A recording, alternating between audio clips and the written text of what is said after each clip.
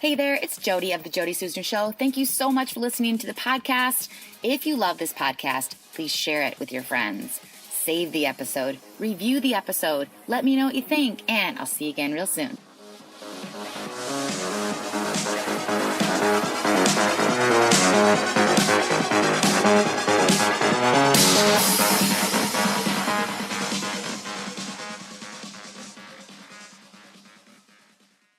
On today's podcast, I want to talk about the common misconceptions of intermittent fasting.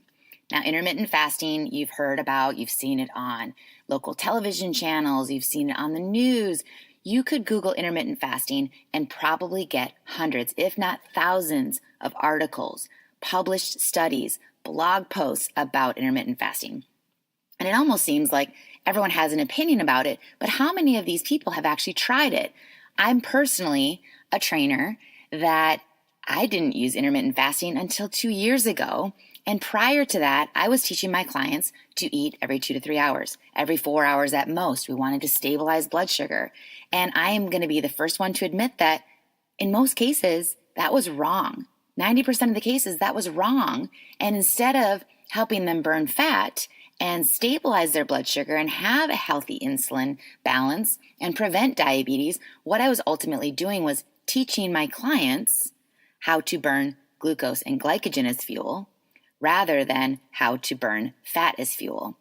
And, I can be the first to admit that I was wrong. And since discovering intermittent fasting, I've been pleasantly surprised and really thrilled with the results and success that my clients have had. So I want to just get on here and take some time to go through misconceptions around intermittent fasting. So first and foremost, what I often hear is that intermittent fasting is difficult. It's painful. It's so difficult and it doesn't work in a normal life. And that couldn't be further from the truth. In fact, I would argue that intermittent fasting is the easiest way of eating. I don't even want to call it a diet, and we'll talk about that in a little bit, but I would say it's one of the easiest ways to manage eating because, first and foremost, there's no calorie counting. There's no macronutrient counting. You don't have to go on whatever fitness app to figure out how many carbs, how many proteins, how many fats you're eating. Now, this doesn't leave it just wide open to have, Doritos, ice cream, and Twizzlers all day long. I'm not a proponent of that. We'll talk more about that in a minute, but I would say it's easy because you're not a slave to, okay, in 2 hours, I need to make sure I have my X, Y, and Z protein and X, Y, and Z, carb and fat, and make sure I have the perfect balance of this or that if you're not hungry for it, or if it's not readily available or accessible. So when it comes to convenience, I would say intermittent fasting makes it super easy.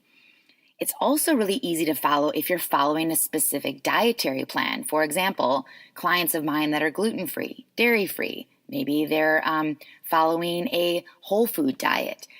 They can follow an intermittent fasting plan because they can eat the way that they're meant to eat or where they want to eat.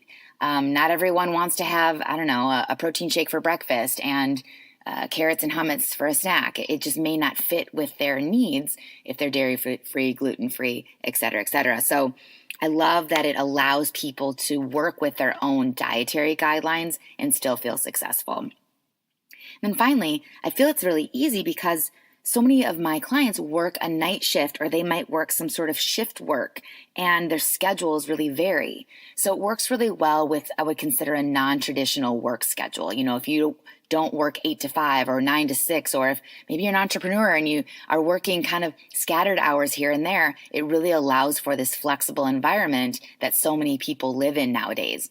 I think gone are the days of a traditional breakfast at 8, lunch at noon and dinner at 5 or 6. It isn't so much that way. So again, intermittent fasting, super simple to follow. The second misconception that I often hear is that it's so rigid, that you have to starve yourself for 5 or 6, 7, whatever hours. And then, that's backwards. You have to starve yourself for 16, 17, 18 hours, and you can only eat 5, 6, 7 hours during the day. And again, not true. It's not rigid. You're not starving yourself for the majority of the day and allowed a small window of time to eat. That's just couldn't be further from the truth. In fact, Most intermittent fasting programs start with a 12-hour fast and a 12-hour feast, or the 12-hour eating time. So you might consider starting your eating at 8 a.m. and finishing your eating at 8 p.m. I think that's really common. In fact, if you could avoid snacking late into the evening, you'd probably be better off. So many of my clients get interested in starting intermittent fasting because they say, oh, I remember doing a diet where, I was done eating at 7 or 8 p.m. and just from doing that, I lost weight. Now, that's not the magic and the secret in intermittent fasting and why it works, but certainly part of it. You stop eating into the evening, and we'll go into detail on that too. But keep in mind that the balance and the flexibility around this is actually one of the reasons why it makes it so simple. Again, you might start with a 12-hour fast and a 12-hour eating and work with that first. I tend to do that with my clients that have been the kind of person that eats every 2 to 3 hours. They're what I call a sugar burner, where they really get good at burning. They get really good at burning sugar, glucose, glycogen, and they're the kind of person that gets lightheaded and hungry within 2 to 3 hours, and they're kind of bonking out with exercise, and they need something right away. That's the person that's so efficient at burning sugars, glucose and glycogen, that they don't tap into their fat sources until very, very late, and if at all. And they're constantly the person looking to lean out, but they struggle to, and then they end up over-exercising and under-eating, and oh my gosh, it just is this vicious cycle. So not rigid, super flexible. The third common misconception, can't talk today, is that it's a diet trend. And keep in mind, number one, I wouldn't consider intermittent fasting a diet. I would consider it a way of eating that allows you to work within your own dietary guidelines, as I mentioned before. And it's certainly not a trend. In fact, it's been used medically for nearly 100 years. It was in the late 1930s that it was used to help treat those with severe epilepsy. And even prior to that, we would see that fasting is noted biblically, right? So noted in the 1930s as a way to treat people with severe epilepsy, doctors and researchers knew that they could help stabilize the brain by helping to stabilize hormones through intermittent fasting. And prior to that, there wasn't a lot of pharmaceutical remedies to help treat those with severe epilepsy. Now you look into the 50s, 60s, 70s, and suddenly pharmaceutical remedies did come around. Well, if you are a parent with a child with severe epilepsy and you hear of a medication that can help them, I can see where, as a parent, I might make that decision, right? Now I don't need to worry about intermittent fasting at all. I can just give them this prescription. And a researcher, it's Dr. Dominic, and I'm forgetting his last name. I don't have it in front of me, but what he ended up telling me about in a research article I was reading was that this researcher and doctor that had a child with severe epilepsy in the 1970s was only given the option of a pharmaceutical remedy. And the pharmaceutical remedy was not working for his child. And he was frustrated. And so he went digging back into some of the history books and some of the old options and discovered that, lo and behold, there was another way. And it was through intermittent fasting.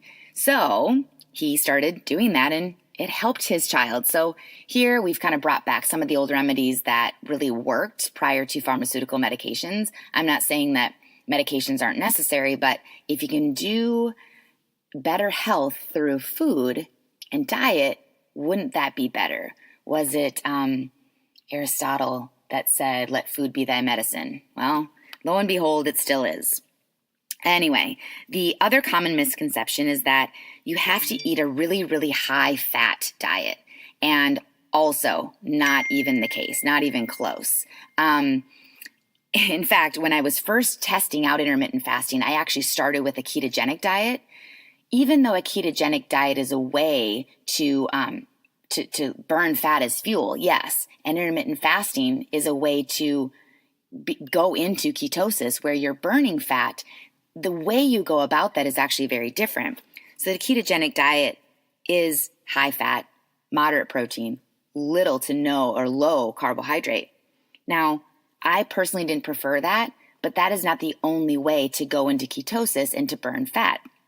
In fact, intermittent fasting is one way. In order to bring the body into a ketogenic state where you get ketone bodies into the blood and the body burns fat as fuel, there are 3 ways to do that. One would be dietary, which would mean following a ketogenic diet. As I've mentioned earlier, I didn't prefer that because I just didn't like all the meat and fat I was eating. That's for another podcast. But the second way is through timing, which we talk about as intermittent fasting, where during the fasted states of your body, you deplete glycogen stores and you end up drawing out ketone bodies out of the fat stores and burning fat as fuel. So it's it's doing the same thing, but instead of doing it through food and limiting carbohydrate, we do it through timing. The third way, and it's a fairly new way, I want to say over the last 5 to 10 years, but that's doing that through supplementation. So it's different supplements that's teaching the body to draw out those ketones through the supplement itself. And while I think it's effective, for me, I haven't studied it enough and I haven't tested it enough to know if that works. And I don't know if it works for everyone. So more to come on supplementation and getting into ketosis. At least until I've researched it, because personally, I don't like to share anything with you guys unless I've either done it myself, read the research, and can really speak to it. So the 5th misconception is that you'll have low energy. You don't have any carbohydrates. You don't have enough carbohydrates. You're not eating enough, right? So of course you're going to have low energy. And that's just not the case. No way.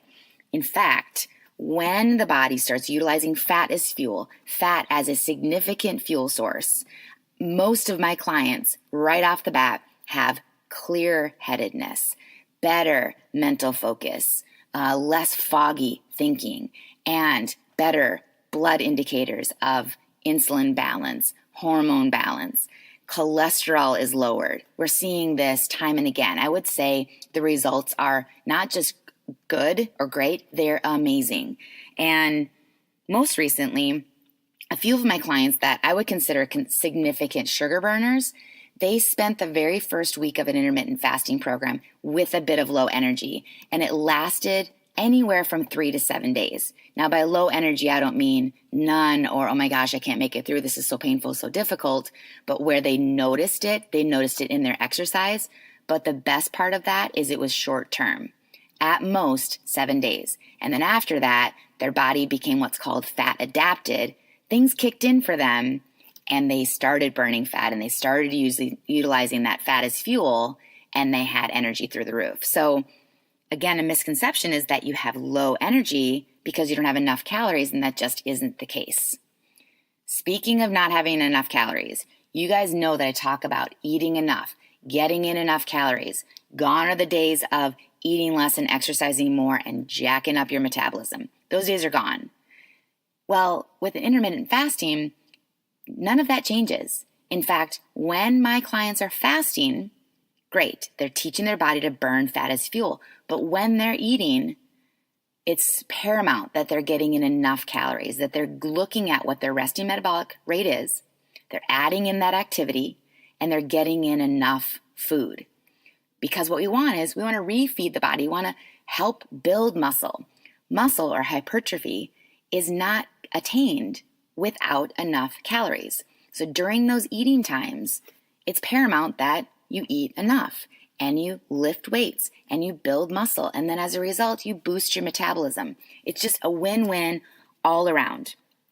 So it's really important to remember that 1, intermittent fasting is not difficult. It is not rigid. It is not a diet trend, and it's not anything that's going to go away anytime soon. It is not high fat only because yes, we're going into ketosis, but we're doing it through timing rather than a ketogenic diet. And you do not have low energy during intermittent fasting. In fact, clients' energy through the roof, and we're loving it. So current experience with clients is that they're not experiencing that yo-yo dieting. I have so many people I've worked with that, especially women in their 35 through about 55 years old, they've yo-yo dieted for 20 years, 15, 20 years. Eating less, exercising more. And this has been the first thing that they can not only stick with, they feel good about, but they're not just losing muscle and then starting the vicious cycle all over again, they're losing body fat. And I just couldn't be more thrilled for them. So I do want to encourage you to research intermittent fasting more and understand what's really happening. Because like I said, I was the trainer that would teach people, make sure you eat every 2 to 4 hours at most. We want to stabilize blood sugar.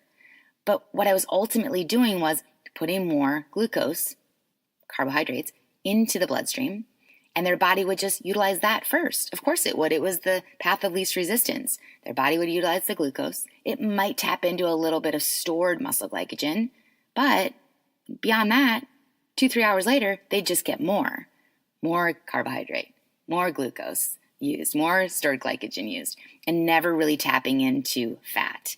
And I'm going to be the first to admit that I was just wrong. My clients became so efficient at burning glycogen for fuel and poor at burning fat. And, in the big picture, the person that's not watching what they're eating and they're not exercising, you can understand why so many people are diabetic now, because they're just solely relying on glucose for fuel, and it's completely jacking up their insulin response. So I hope that really clears things up for you. And of course, if you have any other questions, always email me, jodiesusner@gmail.com. Leave a comment under the podcast, share this with your friends, and research it for yourself. Try it out for yourself. I have a program called Fast Camp, and you'll see the link for that program in the episode notes. It's Fast Camp. It's a 6-week program. It's fully supported. You get both sample diet plans. You get weekly calls with me. You get workouts that are meant to build muscle to help continue burning fat. And you get all of the recipes. We're actually creating a Fast Camp community cookbook now with all of the members that have participated thus far.